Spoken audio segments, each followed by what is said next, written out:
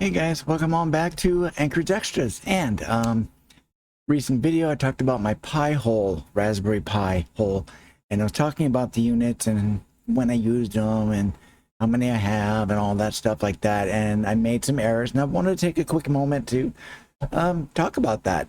So let's talk about that for a second. I'm going to show you a couple of pictures, so let's take a look. Okay, here is my original Raspberry Pi setup. As you can see here, there's only three. So we've got Uppsala, Aurora, and Geffen in that order, left to right. So I had it here, and I had it open air case of sorts, and you can see that I've got it attached to the side of the desk. What I did was I drilled holes, and I put those little standoffs, those little legs, through the holes so it would get held up. And that was just to have it off to the side and out of sight, out of mind, because to save space, on my desktop or up on a shelf or something like that. So these here were in this configuration. This is when they were being used as Minecraft servers using Craftbean. However, the far left one, which is Uppsala, that one was used for my Nextcloud Pi instance as well, and that was for a short stint, and then it became a Craftbean server after I stopped doing the project with that group for Nextcloud Pi. So, and then you got Geffen off to the far right, which was just kind of extra, not really doing much. I didn't use it all that much, but at the same time, when these were Craftbean servers, Aurora being the original of sorts, and the original production one, that one was reserved for everything Craftbean related, and all of my worlds that I was creating for Ragnar Mindstead. So basically the household server, stuff like that. And Geffen was being used for random miscellaneous things and to test new things, play around in Minecraft at the time. And it was kind of fun. And then Uppsala over there, of course, was the Nextcloud Pi server. Of course, I don't do that anymore, such. So next picture. All right, so here we see that I've actually moved them up onto the shelf, and you can see another little fan there. That is an Arctic something. I think the name's up there. It is Arctic. Let's see. It's Arctic. Can't read it because it's too small and it's too dark. Sorry. But it's basically an Arctic Blast fan. It's a USB fan. So basically it's on a gooseneck, and you bend it and then you plug it in, and it turns on. There you go. That's it. So here we see it as I'm bringing it up onto the shelf. You can see I've got the cords there, and then they were dangling down behind it. And it was just those three, stuff like that. And I did this mainly just to be like, to show everything. And you can see my original Aurora tester for Craftbean, that's over there. And behind that, you can see a compressed air can.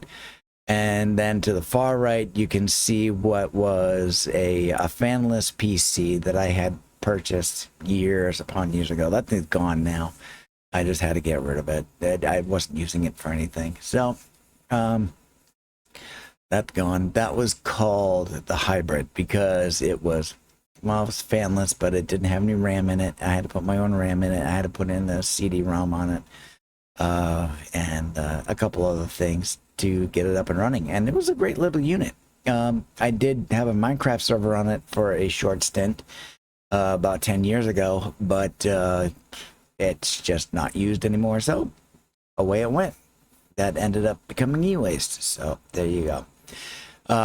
So we've got those three up here on the shelf, and that fan providing to make it a fan thing there to blow cooler air in there to help with temperatures.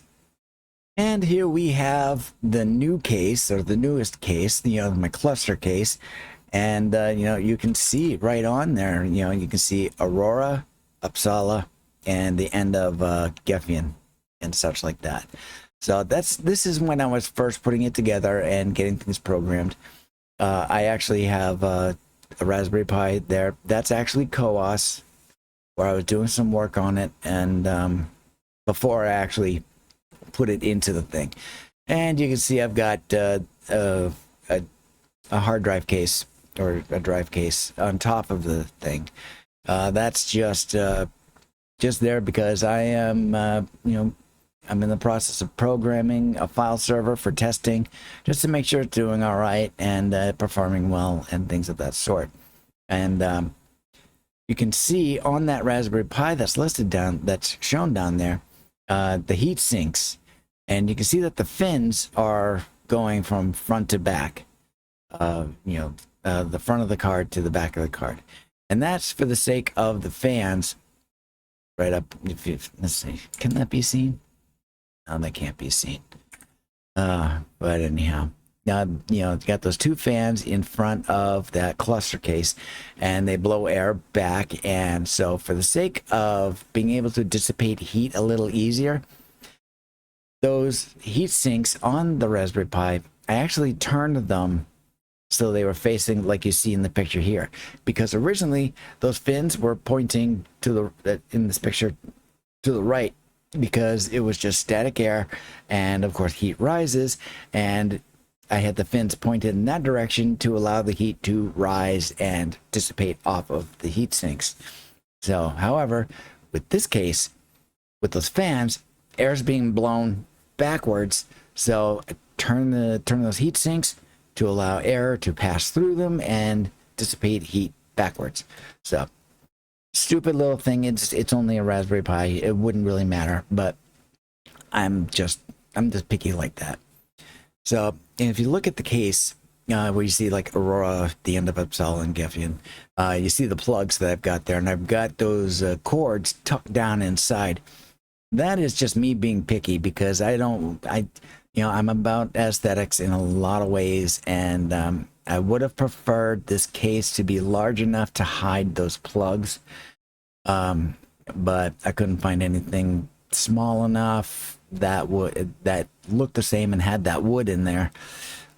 So I got this from C4 Labs, and so what I did to try to make it as less of an ugly mess of cords, I tucked it down inside, and I did that originally. Of course, I don't do that now because I've got it on it's laying on its side, and I just let them sit up at the top and just go out back.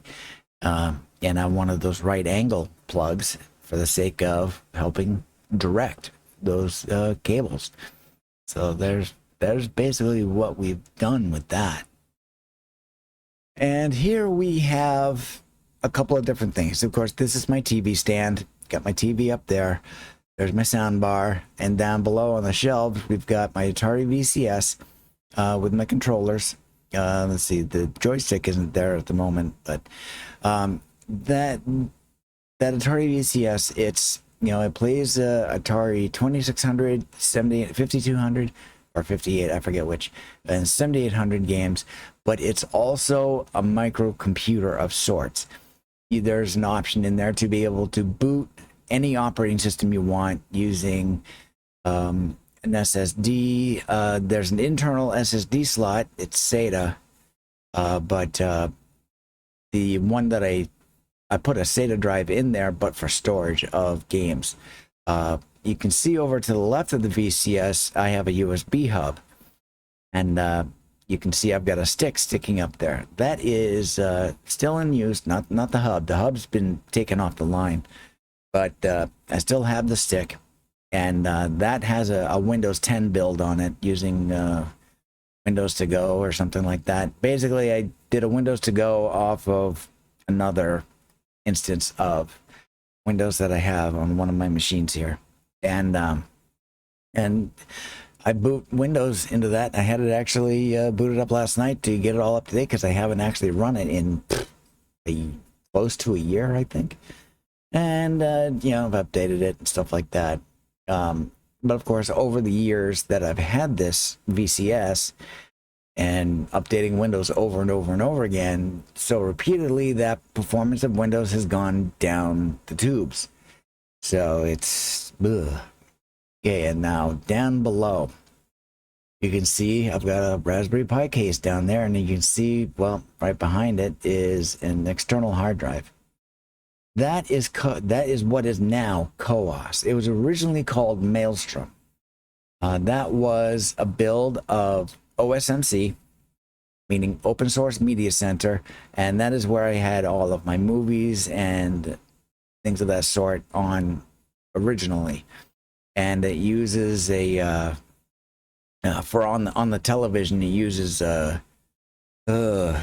K word, it uses Kodi, and that's just so that I could navigate around and pick my media and play it for all of my movies and any TV shows or anything like that that I had, which I didn't. I only had my DVDs on there. So that is what that was used for at that time. Okay, so there is a little bit of history about how I actually had these things set up physically and things of that sort. So what I want to do now is actually kind of go into Pi-hole itself and actually focus on Pi-hole for a minute. So let's do that.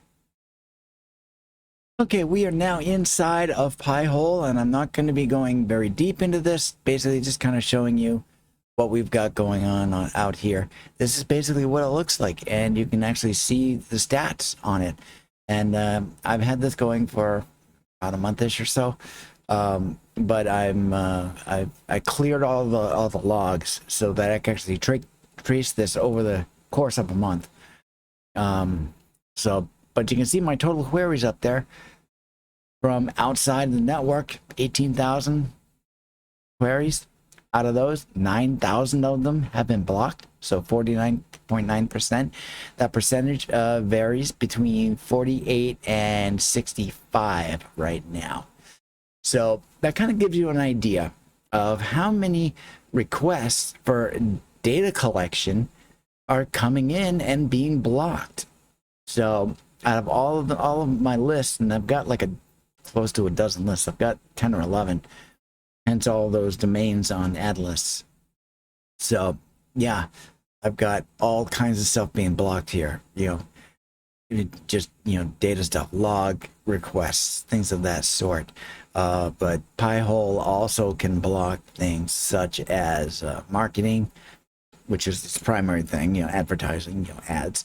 But it can also block other domains such as, just straight up say it, porn sites, malware sites, negatively malignant sites. So you can kind of see the graphs I've got going on here. So I actually have this up and running on my Linux box all the time on my second monitor. And I also have a BTOP instance just to show activity on the processors, essentially. So why don't I show you that real quick? Okay, so we are now inside of my Linux box. I'm using OBS on that, so we can actually see my right-hand monitor, which is what you're looking at right here. So this is my number 2 monitor, and on the left we have this section here. Now this is terminal. So basically, it's if I can pull one up here, same little area. So you can tell I'm on that. It's terminal. Close that. And so this is a terminal, and I'm using BTOP as a process monitor, and I like this one a lot better than HTOP because it's graphically better. It's good. It's good. It's just prettier, and it's a little more intuitive. So it shows a lot more data on it. I can actually assign Gefion to it. You might be able to in HTOP, but I don't like it, so I don't do that. And I've got this set up for the other two. I'll actually bring them up here. There's Aurora. Get you out of there. Things of that sort, and then of course I've got Uppsala as well. However, Anyhow, too boring. So, and then we've got over here is my Pi-hole instance, and we can see all of the activity. So, yep, 18,000 is showing the same. 49.5% as of this moment. Like I said before, it varies between 47, 48, and like 65 to 70%. So, and we see all the neat little graphs. So this is my second monitor, and I have this up and running all day, every day. So, yeah. Okay, so that's pretty much it. That is my Pi-hole instance. And it's up and running, and it does a fabulous job. And I like the fact that I can block all of that activity. And, you know, if it draws any attention, I doubt it's going to, because, you know, there's so much data collection out there and things of that sort that they're not going to be missing it. They're not getting it, so they don't really care. They'd have to look my activity up specifically, and they're not going to waste time or resources to do that. So if they do, that's stupid, but in any sense. And of course, you know, with it blocking so much, it's blocking, you know, it's blocking my couple of things, which isn't much. You know, there's my Roku, and it's blocking the logs from that. And it's also blocking stuff for like Netflix and some Amazon stuff, apparently. You know, I mean, I can, as far as Netflix goes, I do watch Netflix. Of course, there's Amazon's Amazon. You know, everyone uses Amazon. Everyone's buying stuff on Amazon. I've done it for years, and I continue to. I happen to use Tom's affiliate link. So he earns a little something when I make a purchase, which I don't make many purchases. So I don't do much on there. So when I do, I throw them a few cents. Or they will, I don't know. But in either sense. But the other person in this household with that setup is just like, I let that person know. And I'm like, most of what this is blocking is coming from your setup. Well, everything's fine. Nothing's wrong. And I'm like, yeah, there is. Anyhow. Anyways. I am proactive in trying to protect the network of this malignant activity. So there we go. Yeah. So, oops, sorry if you heard that. I bumped the mic cord. But that's pretty much it. So, yeah, that's just a little AnKorage extra. Just to clarify my mistakes about the physical setup of the Raspberry Pis, and to show you around the Pi-hole a little bit. As far as the individual functions and stuff like that, you got to do that. I highly recommend it. For anybody.